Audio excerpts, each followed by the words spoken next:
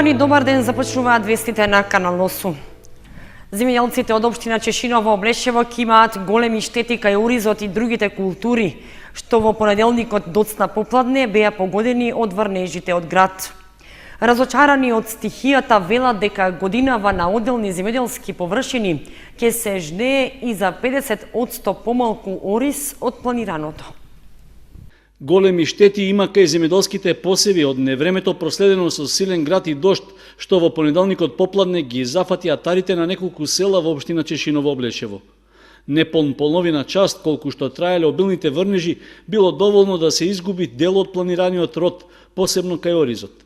Оштетување има и кај пченката, како и кај скоро сите градинарски култури. Сликата на теренот покажува дека стихијата удрила немилосредно, оставајќи зад себе пустоши и искршени стебла на растенијата. Земјоделците од Облешево рекоа дека претрпеле големо невреме, што освен штетите на земјоделските површини, за среќа не предизвикало поголеми проблеми во населените места. Од изутрината тие излегле на терен за да видат што останало неоштетено од градот. 6 до 17% има тоа што е фанано од градот. Што значи тоа? Па нема, тоа се е паднано на класото уништено и 6 до 17% од брикето е ојде. Па кога класеше имаше тие па што се побрзести семиња беа залебиле веќе и на тие поголема штета. Што работиме цело време за 15 минути тоа градот го уништи се. Да речеме 50-60% уништено по моје мислење. Ориски нема. Па ќе нема тај дел дека е фанало градот. За оризо сега баш у класото. Оризо е најоштетен. Дека е фанало, тој дојде од кај бања негде. И овај дел дека спанчо, дека фана тука се олом направи. Земјоделците велат дека тешко дека ќе може да се надомести штетата, затоа што градот ги погодил земјоделските култури во најнеповолен момент од нивната вегетација. Тие штети тешко ќе може да се надокнадат со додатни ѓубрива или прскање или се, тоа тешко, касно е. Сите култури се у завршна фаза или у фаза на главно развивање, со што ќе направат. Не може да се надокнадат тие штети. Сабали дојдоме у Облишо на пазар, моморуските и оризо дека фанал градо скачало. Треба да пријават од временски непогоди. Земјоделците од Облешево рекоа дека засега никој не дошол да ги праша за претрпената штета. Сепак, само иницијативно, ќе пријават во подрачната единица на Министерството за земјоделство, во надеж дека можеби ќе добијат известно обештетување како надоместок за веќе загубените приноси. Не знаат дали државата ќе им излезе пресет на барањата, но сметаат дека заслужуваат да добијат некаква помош. За висината на направената штета, доправа ќе дознаат кога ќе дојде на ред собирањето на родот, а посебно пожетвата на оризот. Пред почетокот на новата учебна година, Општинскиот совет за безбедност во сообраќајот на Кочани одржа работен состанок, на кој се разгледуваа подготвителните активности за намалување на опасностите на улица за најмалите учесници од основните училишта. Договорено е да се преземат мерки со кои ќе се обезбеди поголема безбедност за пешаците, особено во близина на образовните установи.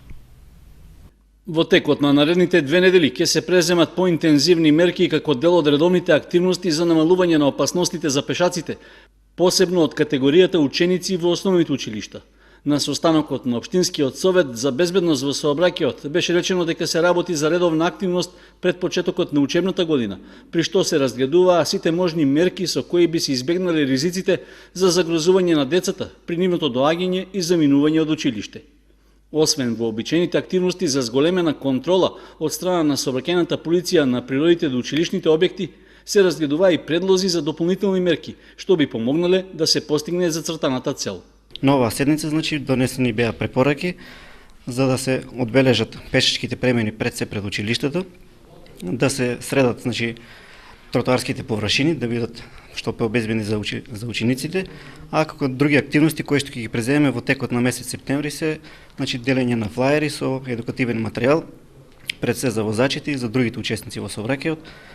Ќе се скрене поголемо внимание на учениците од прво и второ одделение за тоа како безбедно да преминат улицата до училишниот двор, а најверојатно со родителите ќе има на некоја од родителските средби, значи представник од полициската станица кој што ќе го скрене вниманието пред се на родителите како нивните деца безбедно да ги превезуваат до училиштето. Општинскиот совет за безбедност во сообраќајот планира во соработка со Ротари клубот Кочани Виница на почетокот од учебната година да ги искористи веќе подготвените табли со испишани пораки до возачите за внимателно управување на возилата во близина на училиштата.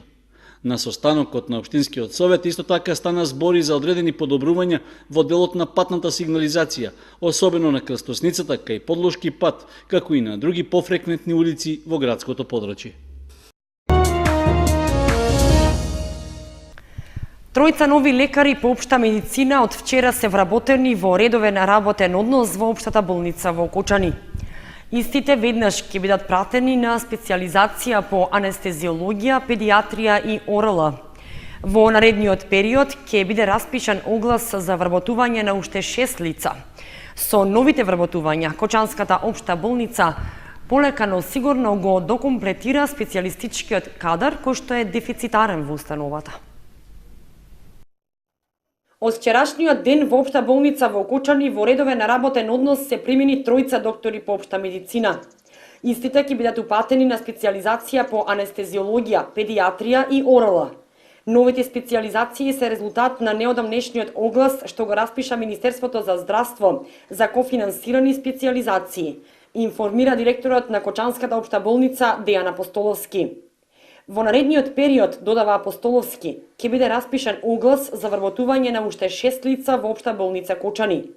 Станува збор за двајца лекари кои ќе бидат упатени на специјализација со предност на хируршките гранки и 4 вработувања на здравствени работници и тоа 2 сестри, 1 лаборант и 1 радиолошки технолог. Огласот е резултат на 350 одобрени вработувања од владата за здравствени работници. Инаку, додава Апостоловски, за година или година и пол четворицата специјализанти кои пред 3 години ги прати болницата на специјализација ќе завршат со изучувањето. Станува збор за специјализанти на хирургија, неврологија, педиатрија и гинекологија. Од февруари пак оваа година вработен е нов психијатар во психијатриското оделение во општата болница. Со новите вработувања и специјализациите, Кочанската општа болница полека но сигурно го докомплетира специјалистичкиот кадар кој што е дефицитарен во установата. Додека во другите градови во Источна Македонија има зголемен број на пациенти со стомачни вируси, во Кочани состојбата е стабилна. Од почетокот на август, Центарот за јавно здравје бележи само 18 заболени на ниво на трите општини – Кочани, Чешиново, Млешево и Зрновци. Додека во другите градови во Источна Македонија има зголемен број на лица со симптоми на стомачен вирус, посебно во Делчево, кога само во август има повеќе од 150 заболени. Во Кочани состојбата е стабилна. Од 1 август до вчерашниот ден во Центарот за јавно здравје во Кочани се регистрирани само 18 заболени со гастроентероколити или со симптоми на стомачен вирус. Со оглед на тоа дека податоците се преземени од сите три општини Кочани, Чешиново, Млешево и Зрновци, кажува дека бројката на заболени е минимална. Од заболените 7 се на возраст до 6 години. Од 7 до 19 години има тројца заболени. Од 20 до 59 години 7 заболени и над 60 години 1 заболен, информира доктор Благица Ѓурковик, директор на Центарот за јавно здравје Кочани. Заболените пациенти се жалат на болки во стомакот, гадење, повраќање, диареја. Тоа се должи на вироза, односно вирус во дигестивниот систем и ја дава оваа симптоматологија. Покрај основната симптоматолошка терапија се препорачува хигиено-диететски режим, односно во исхраната да се употребуваат повеќе течности, чаеви, овошје или храна што полесно се апсорбира во дигестивниот систем, апелираат лекарите. Младински едукативен камп организира клубот на млади при Општинската организација на Црвен крст Кочани, социјал едукација на младите за сида и сексуално преносливи болести, како и заштита од педофилија, насилство и трговија со луѓе. Учествуваат 8 клубови на млади од исто толку општински организации од Македонија. Клубот на млади при Општинската организација на Црвен крст Кочани во периодот од 22 до 24 август во местноста Кајдабот во село Бели организира младински едукативен камп. Темите кои што се обработуваат на кампот се сида и сексуално преносливи болести, како и педофилија, насилство и трговија со луѓе. Целта на организирање на кампот е едукација на младите луѓе во врска со споменатите теми, земајќи го во предвид фактот дека младите малку знаат за начините на заштита од сексуално преносливите болести, како и за заштита од педофилство и насилство. Самите теми се опфатени од страна на самото општество, дека многу млади луѓе не се едуцирани на тие теми, па затоа ние како млади на Црвен крст ќе даваме превентива и ќе даваме едукација на нашите волонтерите кои се дојдени од 8 други општински организации на Црвениот крст, да тие знаења ги пренесат на своите врсници во клубовите, во нивните клубови на млади и на свои познаници. Главна цел е и градење на вештини и практики за истото тоа подоцна во својот живот да го применуваат, како и размена на меѓусебни искуства помеѓу волонтерите од различните клубови на млади од каде што доаѓаат и пред се дружбата. Младите се доста заинтересирани, доста се едуцираат, значи ги надоградуваат своите знаења или стварат некои почетни знаења што подоцна се надеваме дека ќе ги пренесат во своите средини од каде што доаѓаат. Присутни на кампот се представници од клубовите на млади од 8 општински организации од исто толку градови од Република Македонија. Предавањата ги вршат обучени врснички едукатори, а има ангажирано и лица од Министерството за внатрешни работи, кои повеќе се осврнуваат на делот околу едукација против насилство и педофилија.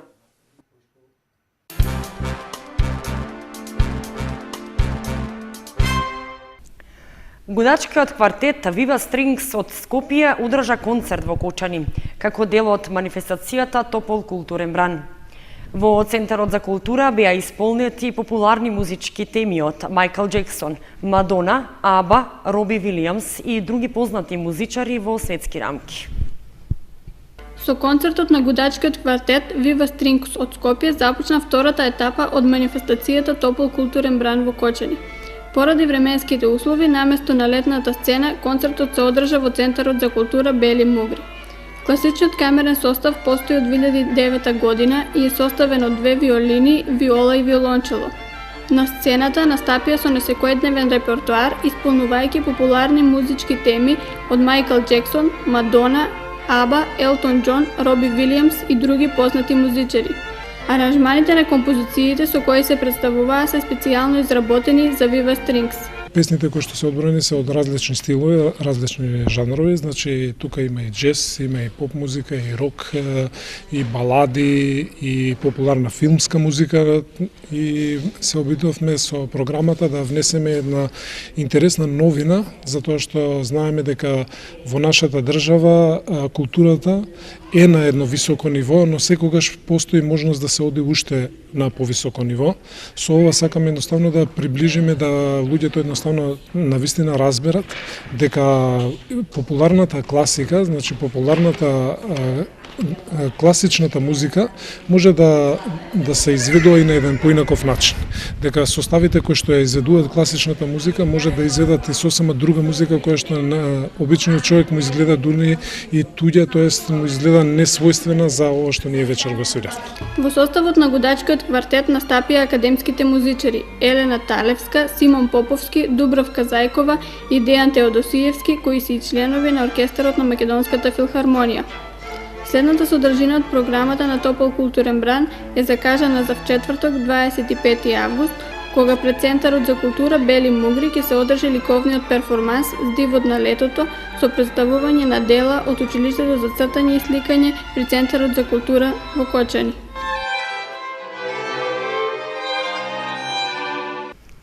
Група млади лица од Кочани организираат хуманитарна забава за собирање средства за помош на Методи Митев. Истата ќе се одржи в четврток на полноќ во дискотеката Баракуда во Виница. Хуманитарна забава за помош на Методи Митев од Кочани организираат млади лица со цел да му помогнат на нивниот сограѓанин да ја собере потребната сума пари што му е неопходна за лекување во Кина. Забавата ќе се одржи в четврток на полноќ во дискотеката Баракуда во Виница. Со цел да му помогнеме на нашиот сограѓанин Методи Митев, организираме хуманитарна забава во четврток на 25.8. во дискотека Баракуда во Виница со почеток од 12 часот со штанд пред диското изнесено и со символичен влез од 50 денари. Сите соберени парични средства ќе бидат наменети за операцијата на нашиот сограѓанин, да го помогнеме да стане на нози и да биде како сите нормални луѓе. Задолжени за забавата ќе бидат двајца диџеи кои ќе ги забавуваат присутните, а ќе бидат поставени и штандови за помош на Митев.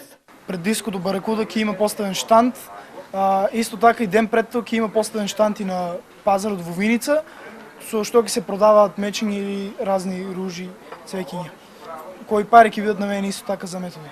33 годишниот Методи Митев од Кочани и е познат на јавноста со молбата за помош упатена кон сите хумани граѓани за донација да може да ги собере потребните 28.000 евра наменети за неопходната операција во Кина, која што треба да му овозможи повторно да застане на нозе. Митев истакнува дека собирањето на средствата за операцијата му оди доста бавно, а напредувањето на болеста се одвива брзо. До сега има собрано околу 13.000 евра. И понатаму упатува апел до сите хумани граѓани, доколку се во можност да му помогнат во намерата повторно да биде нормален човек и да застане на нозе.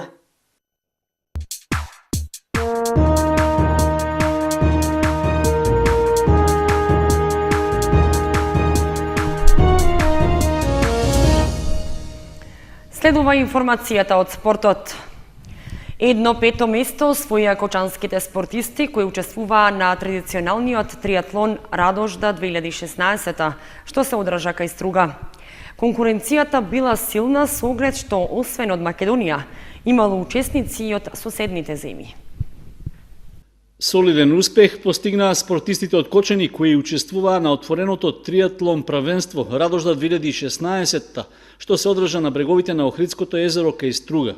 Во конкуренција од 36 учесници од Македонија, Србија, Бугарија и Грција, Стојан Николовски, член на велосипедскиот клуб Поскок од Кочани, во својата категорија го освои петото место. Останатите четворица спортисти од нашиот град забележале нешто послаби резултати и се пласирале подолу на ранглистата. На спринт триатлонот надпреварувачите се надпреварувале во спортските дисциплини пливање, возење велосипед и трчање. Велосипедската патека била поставена во правец на кампот Ливадиште, а трчањето се одвивало во правец кон Албанија. Во категоријата велосипедизам се возеле 4 круга со вкупна должина на патеката од 20 км, додека во трчање имало 8 круга во вкупна должина од 10 км. Обележаната патека за пливање пак била долга 750 метри. Организатор на отвореното првенство беше триатлон клубот Титани од Струга со подршка од Триатлон Федерацијата на Македонија. На првенството учествувале вкупно 60 триатлонци од земјава и странство.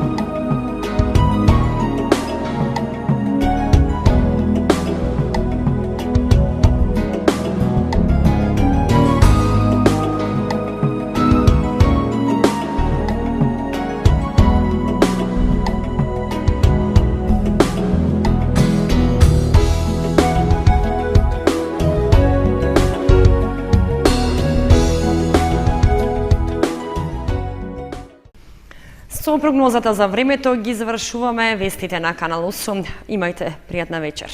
Довидување.